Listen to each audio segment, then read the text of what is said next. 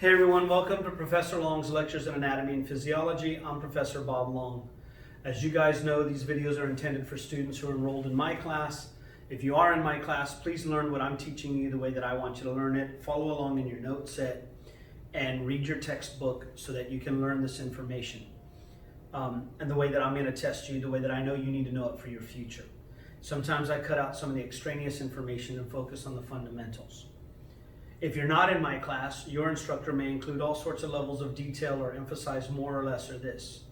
Either way, I hope these videos help you at least understand that material.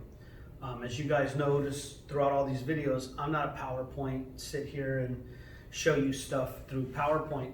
I like for you to see it unravel in front of your eyes so that you can picture this continuous process occurring and it makes sense to you. Also, so that you have time to draw it and write it.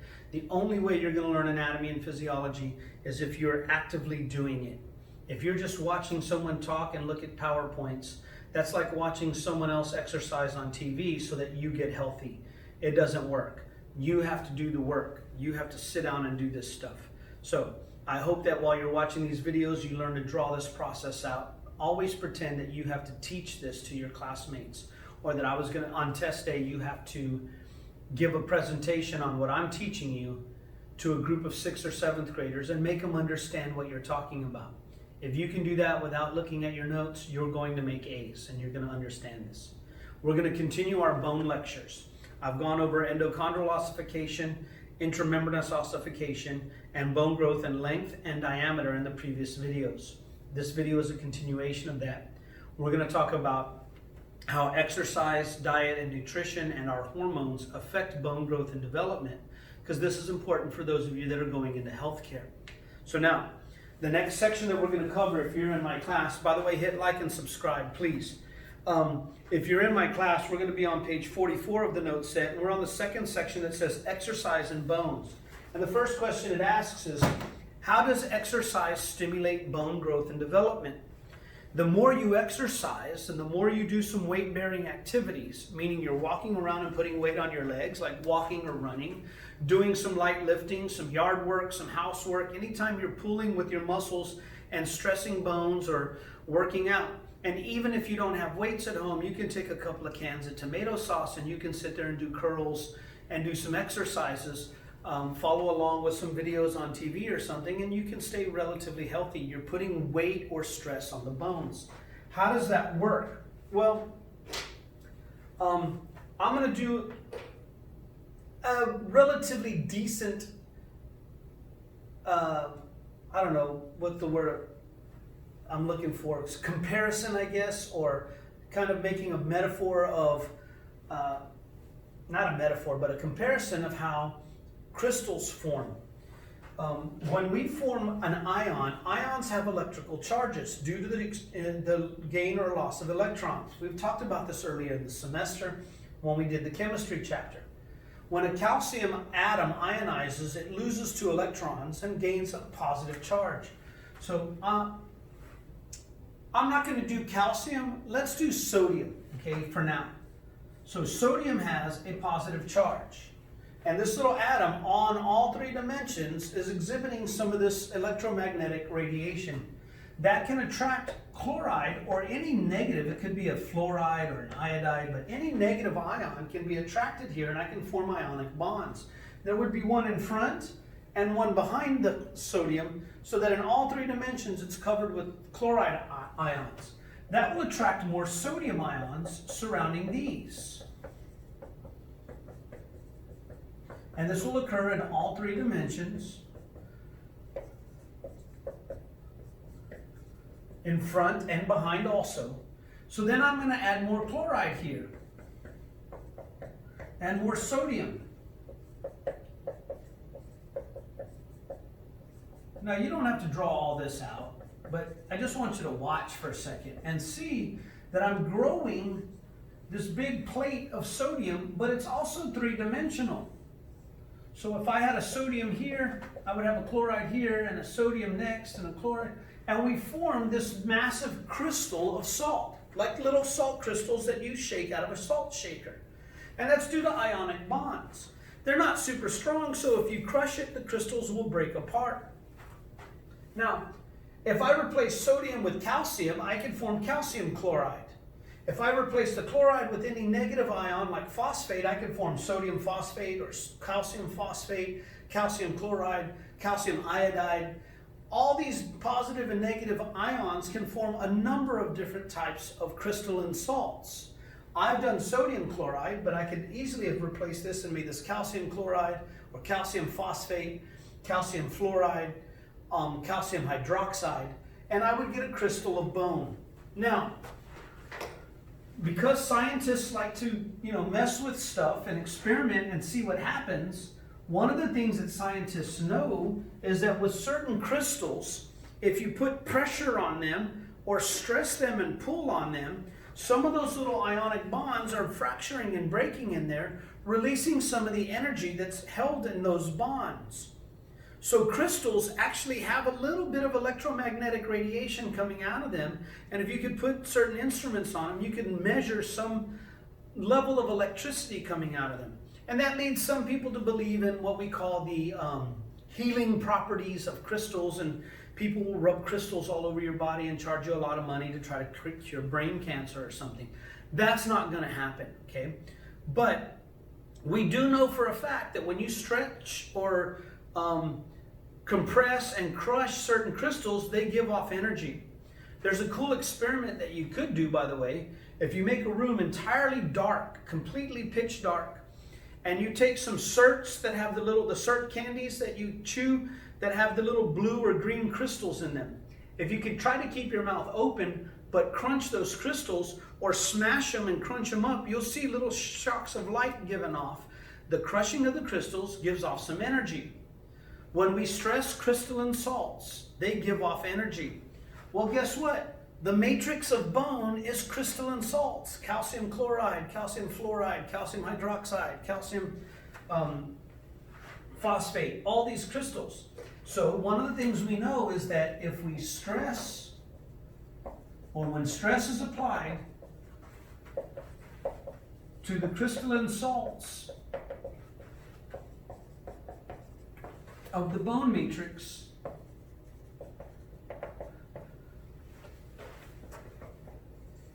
it gives off, or we could say radiates, energy.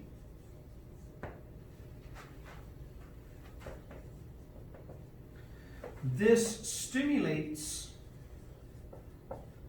osteoblasts to migrate in and add more bone tissue. Or we could simply say it stimulates osteoblast activity. And osteoblast activity is referred to as osteogenesis. Genesis means to make, and osteo means bone. So osteoblast activity is referred to as osteogenesis, the formation of bone or the making of bone. So anytime we apply stress to our bones, whether you're simply walking or lifting weights or exercising in any way, that stress applied to the crystalline salts of the bone matrix will cause those crystals to give off or radiate off some kind of electromagnetic radiation, or it gives off energy. And we know for a fact that when you apply that same kind of radiation to these osteoblasts, they will increase their activity. They'll move in, they'll divide by mitosis rapidly, and they'll start to form bone faster, increasing the bone growth and development. So we can say that stress applied to bone stimulates osteoblast activity or osteogenesis, which is why when we look at something, for example, let's say we're going to look at the proximal humerus, where the head is. There's two bumps that stick off here called tubercles, and then we have the deltoid tuberosity. If you're doing a lot of weightlifting and doing this, or lifting above your head, you're stressing the deltoid tuberosity by pulling on it. And the more you exercise, the larger that knot will become, and you'll get more pronounced landmarks on the bones. So pitchers would have really enhanced epiphyses, not epiphyses, man, what's the word I'm looking for? Condyles and epicondyles. The epicondyles here, where someone who plays tennis who's always stressing the epicondyles will get really enlarged pieces of bone there. If you're a runner or someone that uses your legs or walks stairs a lot, then on the proximal femur, then the trochanters are going to become very enlarged because of all the muscles pulling as you're walking on your leg, and the linea aspera. Which is why when we find ancient bones, sometimes anthropologists can look at them and say, hey, this person must have been a slave or a laborer building the pyramids because they were doing all this heavy lifting. I can see the massive knots on their bone, and their bones are very thick and healthy and strong. Even though they've been dead for thousands of years, you can see these knots are much more pronounced on someone who was a laborer or doing lots of heavy lifting. If you were royalty or aristocracy, you sat around and pointed, build that, bring me this, fan me. So they didn't have the same prominent ridges sometimes, amongst other clues, okay? So we know that stressing bone can increase the bone growth or bone development there by stimulating the crystalline salts to give off this sort of radiation, all right? That leads to something interesting, by the way, for those of you that will go into healthcare, especially if you work with orthopedics like I did, and what you will realize is this. There's a thing called a bone growth stimulator. So let's say someone fractures a piece of bone. Normally, it will heal. But some people have problems healing for whatever reason. And there's some things that decrease healing. Alcoholism, heavy smoking, diabetes, and other disorders can sometimes affect bone growth and development or bone healing, fracture repair. So there's a thing that they will put around your cast called a bone growth stimulator. And that bone growth stimulator is going to send electrical signals in, trying to increase osteoblast activity, helping the fracture repair. The best way is to let it do naturally. That's why you don't want to use bone growth stimulators unless they're absolutely necessary. Now, we do know this. If I took a petri dish and I put a whole bunch of osteoblasts on here, and I took 2 petri dishes, and there's some agar, some stuff that the cells will eat, and I have some osteoblasts on here, and on one of these I apply about the same amount of radiation that stressing the bone would apply. You can measure this, and the other one I don't. These osteoblasts will develop or divide by mitosis and lay down some bone, but these will divide by mitosis much more rapidly, and the bone will grow much faster.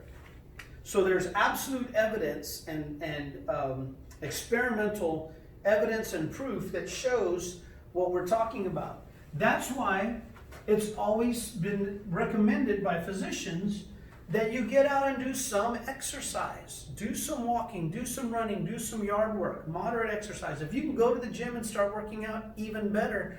You'll have much healthier skeleton, much thicker, stronger bones than if you don't. The second thing it asks is what happens to bones when it's immobilized in a cast? Or even if you just sit on your tuchus all day and eat bonbons and don't go exercise. What's going to happen to bone due to a lack of activity? Well, if you don't stress the bone, those electrical fields go away. And our cells, our bones have 2 cells that are constantly battling. Osteoblasts are battling to make bones thicker. Osteoclasts are eating away the bone, trying to make it thinner. And while we're young and our hormone levels are really high, our sex hormones and growth hormone and other things, and while we're very active, our osteoblasts are keeping our bones thick, outworking the osteoclasts.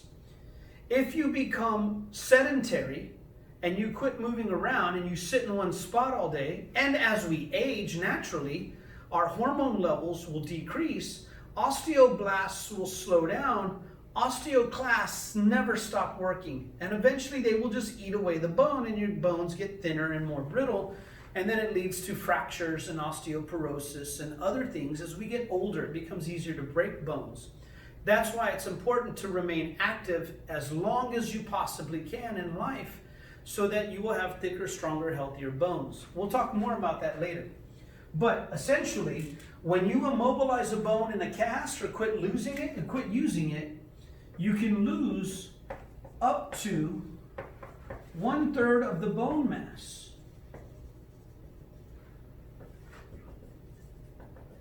Within a few months, especially when we're young. So, I don't know if you've ever had a cast, but I've had plenty of them. When you fracture something and you put a cast on it, when they cut that cast off, not only have you lost some muscle mass, but you also lost some bone mass. And if you look at your two arms, the one that was casted looks thinner and skinnier. Some of y'all may know what I'm talking about. And this is why a physician would tell you, hey, by the way, for the next 6 weeks, take it easy. Don't go beating on this bone and go back to your normal activity because you could fracture it. Now, once the cast is removed, especially if you're young and healthy and have a great diet and all the hormones and you're exercising, you will replace that lost bone mass within about 6 to 8 weeks in most instances. It will come back normal and healthy. But as long as you're not stressing the bone, you could lose somewhere between a quarter, a fifth, or 1/3 of the bone mass, and therefore that bone becomes a little weaker and thinner and more susceptible to fracture. Okay? Now, essentially there's two things that we ask here. What does exercise do to bone? It stimulates bone growth by causing the crystalline salts to give off weak electrical fields that stimulate osteogenesis or osteoblast activity. Bones grow thicker, healthier, and stronger. If you don't use it, you lose it. If you don't use the bones, if you immobilize it in a cast or sit on your bum all day, you're going to lose bone mass and your bones will become weaker and thinner and more brittle. Now, the next section talks about hormones and nutrition. Now, when we talk about vitamins and minerals, there's a term that you often hear called essential vitamins and minerals, okay? Vitamins are compounds that stimulate enzyme reactions in our body and help some of the chemistry. Minerals are salts. Anytime I talk about a mineral, I'm talking about salts, which are ions, like sodium chloride, sodium iodide, calcium chloride, fluoride, manganese. Any ions are minerals or salts. So the essential minerals. Now, why do we use the term essential? When you read a cereal box, it says we've got 14 essential vitamins and minerals. Essential means it's essential or necessary to consume it from an outside source. Our body, our cells of our body have the ability to make certain compounds and store certain minerals and things. But when we talk about essential vitamins and minerals, those are things that you have to consume from an external source. All right? I just wanted to throw that in there for you guys to understand when we talk about essential vitamins and minerals. Some of the vitamins our cells or cells within our body can manufacture or synthesize. Now, which minerals are necessary in your diet for proper bone growth and development? Well, obviously there's calcium. And calcium is always abbreviated as a Ca2+ when we do the ion form of it. So there's calcium ions. There's phosphate. The phosphate ion is made up of a phosphorus and 4 oxygens attached to it with a negative charge. There's iron. Iron is abbreviated as Fe with the 2+. Ferrous refers to iron. That's where the Fe comes from. So we have calcium, we have phosphate, we have iron, we have magnesium is one of the essential minerals, and it's Mg2+ when it ionizes. There's another one called manganese. It's abbreviated as Mn2+, and another one is fluoride. The fluoride ion comes from fluorine, which is F-. Okay? So we have calcium fluoride and calcium phosphate and iron fluoride and magnesium phosphate and magnesium fluoride and manganese phosphate and manganese chloride. We have all these ions mixing in the matrix of our bone. It's more than just calcium, but all these different salts can form in bone. So you need all of these in your diet. You need what's called a varied diet. When I say vary, it comes from the word vary or various. So a varied diet simply means that you eat a lot of different things. Fruits, vegetables, grains, nuts. If you're not a vegan or vegetarian, you eat lots of different meats. You're getting all sorts of products in your body. Some fish, some oils, some fats. So a varied diet simply means you're eating various different things. Various and different would be redundant. And you're getting a lot of these. Many of these are present. Lots of iron in red meats and livers and things. Calcium is present in a lot of dairy products. Calcium and phosphate in cheeses and milks and dairy products. Magnesium, manganese, and fluoride are available in different substances, sometimes in meats, but there are some plants that have some of these in them as well. But these are some of the main players. Calcium, phosphate, iron, magnesium, manganese, and fluoride are essential in your diet for healthy, strong bones because they're found in the matrix of bone. Now, the next question that it asks in my note set, if you're following along in my note set, is what is calcitriol? So,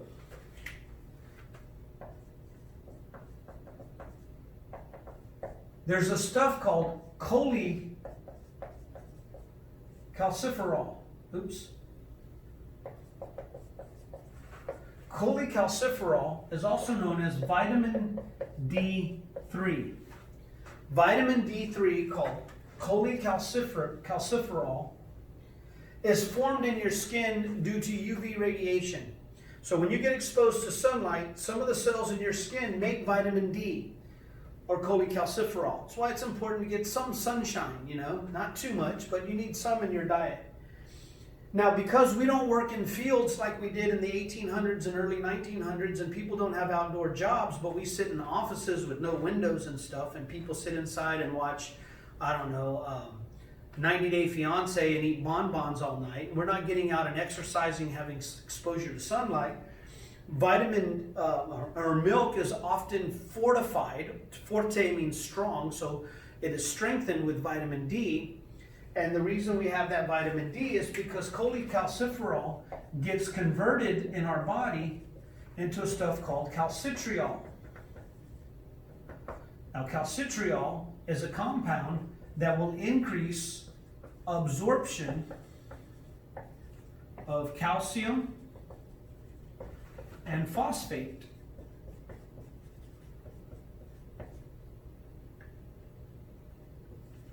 Through the digestive lining.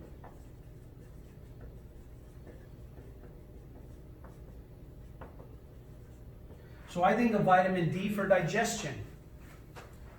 Vitamin D increases the ability to absorb calcium and phosphate through the digestive lining. So if I were to look at a little human being here, going from one end to the other of your digestive tract, anything that goes in comes right out the other end if I don't absorb it. And the cells lining our digestive tract will absorb calcium and phosphate much more readily and rapidly if we have vitamin D3 in our diet or forming in our skin, because our body will convert vitamin D3 into calcitriol, which is a hormone. It's a compound that will increase the absorption of calcium and phosphate. So if you take in calcium and phosphate in your diet, we will absorb it if there's vitamin D3 present. If not, it runs right through you and you don't absorb as much. And as you know, these are two of the major components found in bone matrix, calcium salts, and it's a lot of calcium phosphate. So you need vitamin D to have healthy bones in order, and the way that it works is it increases absorption through the digestive lining. Now, if you have my note set, I believe here it asks you what is rickets. So if you work in healthcare, you're going to hear a lot about rickets. Rickets is a pathology of bone. It's a bone disease that results in thin weak, flexible bones. And it's usually due to a lack of vitamin D in the diet, calcium, or phosphate in your diet. If you don't have enough vitamin D, you're not going to absorb the calcium and phosphate. Or if you're not getting enough calcium and phosphate, you don't have any salts to pack on your bones. So your bones end up being lots of collagen and elastin, and as we grow bigger and heavier, the bones can't support the weight and start to flex. And so one of the signs that someone had rickets early in life is that you will see things like the femur and the tibia will start to bow massively. And so someone ends up with massively bowed legs. Very severe bowed legs can be a sign that someone had rickets early in life, that they weren't getting an adequate diet, enough vitamin D or calcium and phosphate. And so their bones have become very flexible and can't support their body weight. And so we see this in a lot of third world countries where people don't have a proper diet or aren't getting enough milk, either breast milk or other milks. And I know there's some people out there that say that milk is bad for you. You know, it is an extremely good source. Dairy products are a great source of calcium and phosphate. And because they're fortified with vitamin D, if not, go out and get some sunshine. But when babies are breastfed by a mother who's also starving, she's not giving enough calcium and phosphate, and therefore they can develop rickets. We've pretty much mostly eliminated most rickets in the United States, but in a lot of third world countries, you'll see it's very common. Okay? So that's vitamin D. Vitamin D converted into calcitriol, which increases calcium and phosphate absorption through the digestive lining, so you have strong, healthy bones. Now, the next thing it asks is, what role does vitamin C play? So, vitamin C is enhances, it's necessary for the enzyme reactions that form the proteins in bone matrix and in other parts of your body as well. So look, if I take chemical A and I need to convert it into chemical B and convert that into chemical C and chemical D and then chemical E, and I'm not talking about vitamins, I'm talking just about substances, okay? Substance A becomes substance B, and these are chemical reactions. Some of these chemical reactions would happen so slowly that it's slower than life requires. But there are these compounds called enzymes. We've talked about it before. An enzyme is simply a protein that increases the rate of certain chemical reactions and don't get used up in the reaction. They're a catalyst. So let's say, and this is the abbreviation for enzyme is NZ. Let's say this requires enzyme 1, enzyme 2, and enzyme 3 here. And there's more steps in collagen and elastin synthesis, but let's just keep it simple for now. So in this example, these enzymes are speeding up certain steps in the formation of a protein. Well, if I deny my body these enzymes, or the enzymes aren't functioning, then I don't get the chemical reactions happening.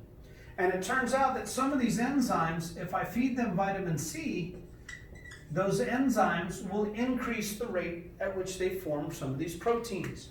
So vitamin C enhances the enzyme reactions that form some of the proteins in bone matrix. Remember, those proteins are necessary to keep the bones from being brittle and fracturing. So the next thing it asks in my note set is, when I say the proteins, you can think of collagen. And this is one way that I think of vitamin C for collagen formation. You need these enzymes and you need vitamin C to enhance the enzymes for collagen formation, some of the proteins in our bone matrix. There is a disease called scurvy. It asks about scurvy in my note set, and scurvy is a pathology of bone that results in thin, weak, but brittle bones. They can fracture easily.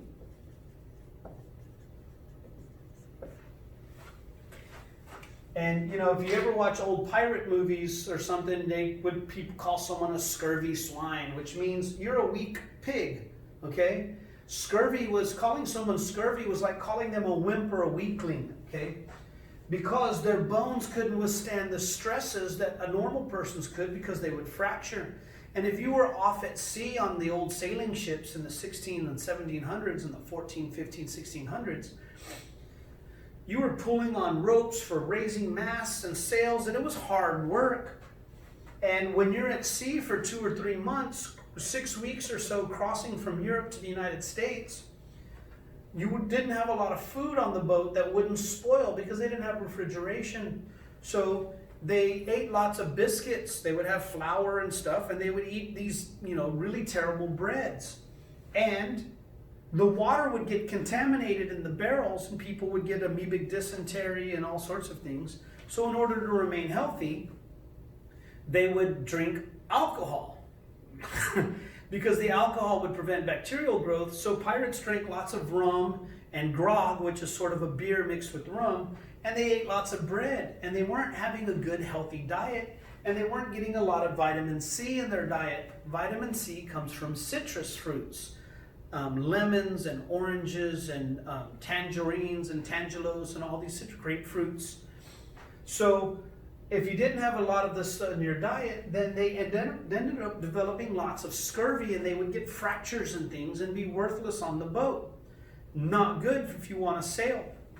There was an English physician that figured out some of this chemistry, and so the English Navy would require that their sailors take barrels of limes on board. They chose limes because limes have a lot more vitamin C than most other citrus fruits, and they rot more slowly. They last longer than do lemons or oranges, okay, and other citrus fruits. They don't rot as quickly. And so every day these sailors would have some limes, and that led to this term, limey, which was sort of a slang term and almost a derogatory term at one point for an English sailor. If you called someone a limey, it was calling them an English sailor. And the reason they called them that is because people would invade their boats or inspect their boats, or pirates would invade them and see that they were always eating vitamin C through eating limes. Kind of interesting. Anyway, so know that citrus fruits are rich in vitamin C. Vitamin C is needed for the enzyme reactions to form collagen and some of the proteins in bone. And if you don't get enough vitamin C in your diet, you can develop scurvy, where your bones will fracture very easily. Okay. Now, I'm going to move on to a couple of the last few questions, and then we'll wrap up this section here. Okay.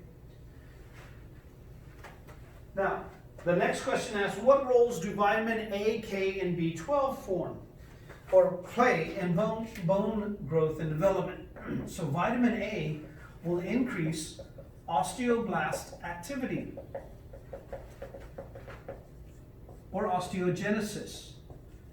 So if you have lots of vitamin A in your diet, and you're getting lots of another hormone, which is going to be called calcitonin, they're going to increase bone growth and development or increase osteoblast activity. Okay, so vitamin A causes osteoblasts to form bone faster. You need some vitamin A in your diet. Vitamin K and B12 they will increase the absorption of calcium and phosphate in your digestive lining. They enhance the effects of calcitriol. And so calcitriol, vitamin K, and B12 will increase the absorption of calcium and phosphate in your digestive lining. Now, if you want to remember which vitamins are necessary for proper bone formation, we have A, B, C, D, and K. Vitamin A, B, C, D, K. Those vitamins are necessary in your diet for good, healthy bones, okay? The last couple of questions, it says, what role does growth hormone and thyroid hormone or thyroxine play in bone growth and development, okay? So,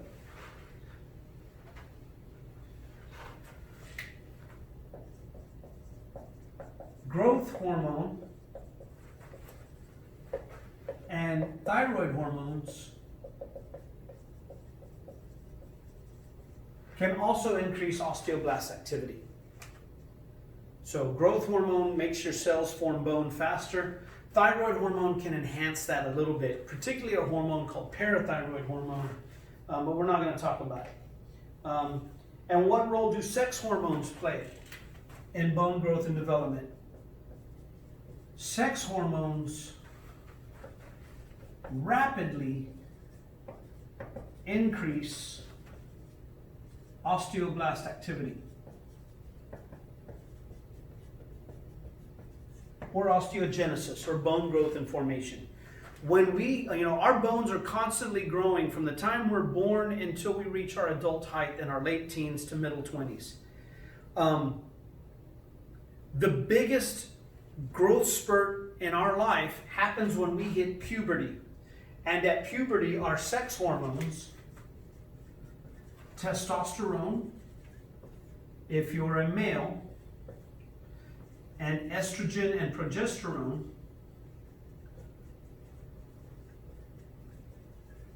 if you're a female. Now, females have a gland called the adrenal gland, as do males, but most of testosterone comes from the testes, or testicles. In females, you get a little bit of testosterone from your adrenal glands, but nowhere near as much as males. But these sex hormones will rapidly increase osteoblast activity, and you have your most rapid growth spurts when you hit puberty, and all these sex hormones are enhancing growth hormone and all these other substances to cause that huge growth spurt between the ages of about 10 or 12 and about 18, 19 or so. And then they all kind of level off. All right? Now, I want to show you something. I know this video is getting a little bit long, but I want to show you one last thing that's going to relate to this last topic that we're going to discuss, and then we'll move on to some other lectures. Now, if I were to chart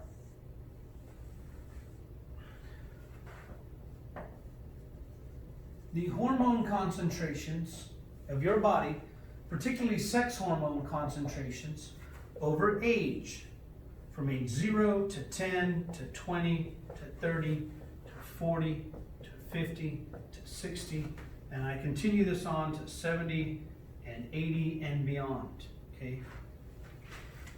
Let's say I'm going to use blue for testosterone or for males, okay, male sex hormones. We're never at 0, okay, but the concentrations kind of do this throughout most of our life. And then when we hit our middle teens and 18 to 20 or so, they spike rapidly, and then they just trail off like this, okay, over time. So you can see little growth spurts and increases in those things that the sex hormones enhance, our interest in the same or other sex. It doesn't matter, you become sort of more hormonally charged, right? But somewhere between like 15 and 20, we get this massive spike, and then it kind of stays around for a while, and then after about, 45 or so, it starts to lessen some, okay? Well, during this time, this is where we see our bones grow healthy and strong. Now, if I were to do a female, and we're going to track the female sex hormones, estrogen and progesterone, and the testosterone, females can do this.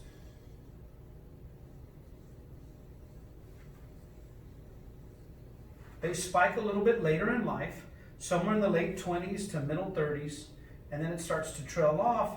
And then when females hit puberty, they hit menopause, somewhere between about 45 and 60.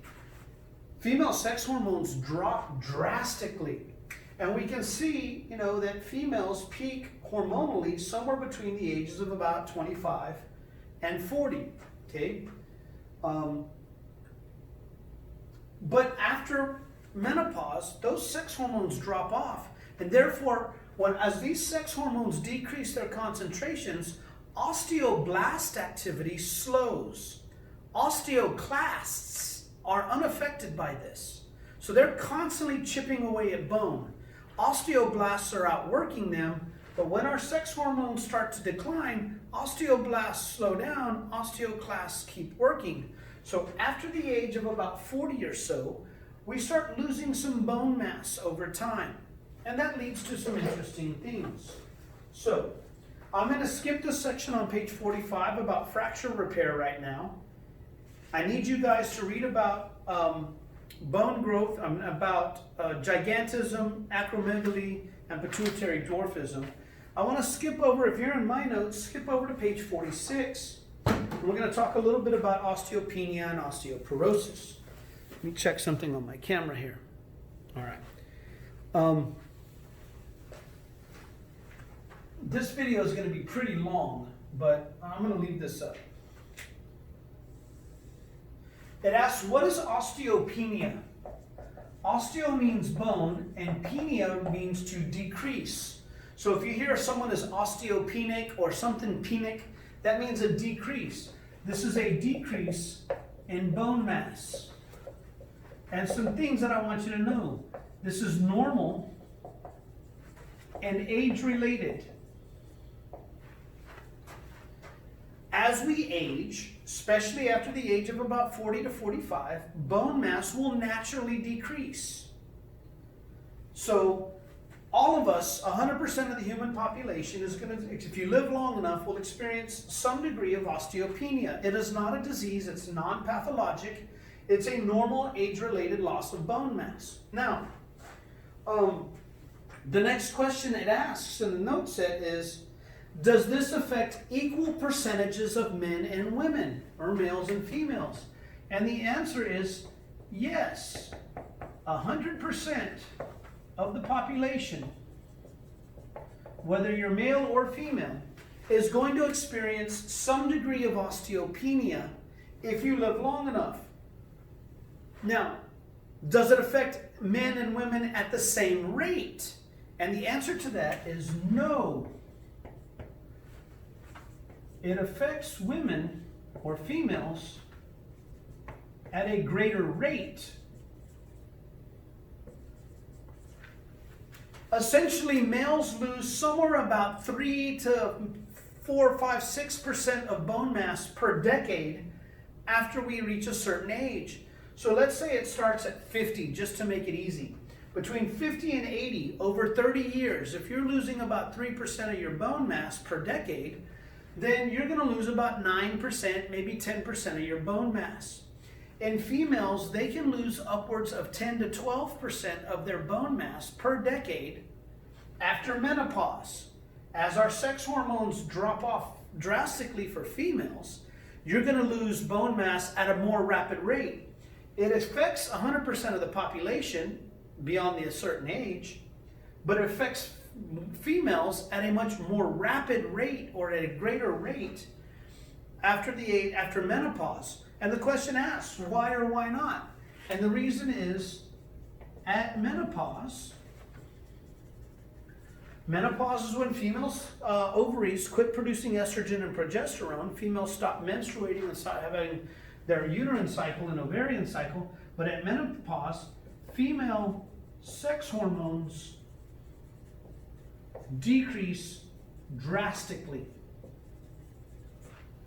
Okay? Female sex hormones will decrease drastically, slowing osteoblast activity, and therefore females lose bone mass at a faster rate after menopause. Now, there are some things that can be done to combat that with good diet and exercise and taking vitamins and things. There's even some hormone replacement therapy, but hormone replacement therapy is always risky. And so that's something that should be decided between a patient and their physician. Many years ago, they would just give female all the sex hormones and continue this stuff on. But then those sex hormones also can increase mitosis.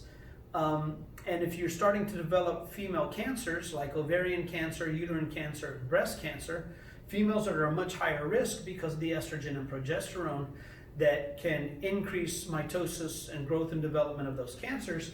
And so it started increasing the risk of certain cancers in females. And so that's sort of a controversy in hormone replacement therapy for females. For males, if you're enhancing your testosterone, you are increasing the likelihood that you'll get some more male cancers like prostate cancer things. So now the next question asks, what is osteoporosis? Well, osteoporosis is a decrease in bone mass, but it is abnormal. It is pathologic. It's an abnormal or pathologic loss of bone mass. It is age-related, okay? Does it affect men and women equally? The answer is no. A higher percentage of females will develop osteoporosis.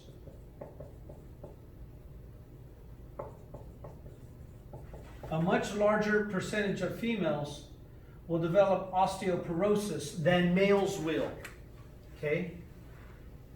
So, something like, I think, 2 to 3% of males are susceptible to osteoporosis, but somewhere upwards of, I think, 1/3, 1 in 3 females is at a risk of developing osteoporosis. And again, the notes ask why or why not, and it's the exact same answer. At menopause, female sex hormones shut down, and if the osteoblasts decrease their activity to a significant enough rate, the osteoclasts will eat holes or pores in the bone, and if I drilled a bunch of holes in 2x4s and put a lot of weight on it, it would give much more easily.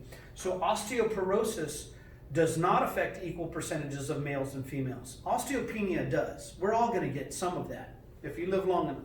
But osteoporosis affects more women than it does men due to the massive drop-off of sex hormones late in life. And again, I've talked about this once before, but there's a lot of controversy over gender identity and how you identify someone's gender and what people want to be called, or there are males that identify as females and vice versa.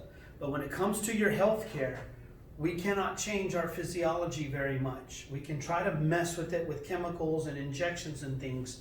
But if you're born a biological female, then you're going to have a greater risk of certain cancers and certain illnesses, and you're susceptible to certain things. If you're born a biological male, it's different.